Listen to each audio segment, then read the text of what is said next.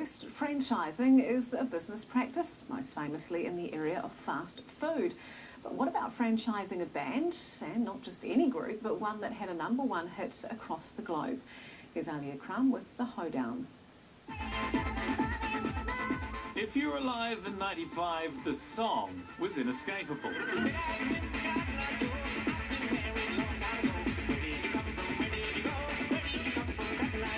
Cotton-Eye Joe went to #1 in New Zealand and 11 other countries and has sold 4 million copies to date. If the question is where did they come from, the answer is the Rednecks hailed from Sweden.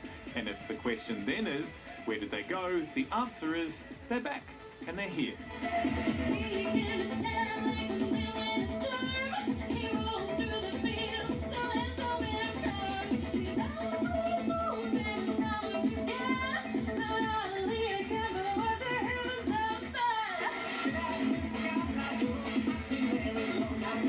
What you are listening to are some of the New Zealand franchise of the band, with rights to perform as the Rednecks both here and across the Tasman. Well, I was talking to the curator of the actual of the band, Pat Rains, and we thought, how can we get the band on this side of the world without the logistics of having to bring everybody over here? And at that time, he was wanting to sell the band for a couple $1 million.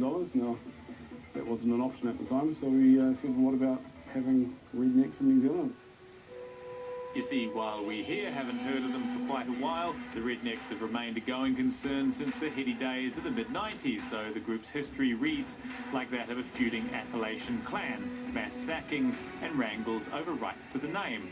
The trademark is now owned by Swedish producer Pat Rains, who played them up in the original lineup, emailing me, to get a franchise is so far not a complicated story, as long as someone has a passion for Rednecks and the determination and skills and business know-how to realise it.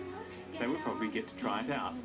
It would be great to add maybe another 10 Rednecks to different parts of the world. Well, if it's passion the Swedes want, they need look no further than this former radio producer. And this is not a stick-on thing, is it? Would you like to? Well, I don't know how I would try and remove that from you other than licking my thumb and trying to rub it off, and I don't want to do that. Well, I'll lick my finger. It won't come off. It's real. Rihanna? Yeah, we saw the glare wrap on it when it was being done. Yeah, it's legit. Yeah, that's it. Why? Why not? Why not? You know. Why? It cements myself into the band well and truly, so... And a lot of people see the tattoo and... Take you seriously? Some of them do.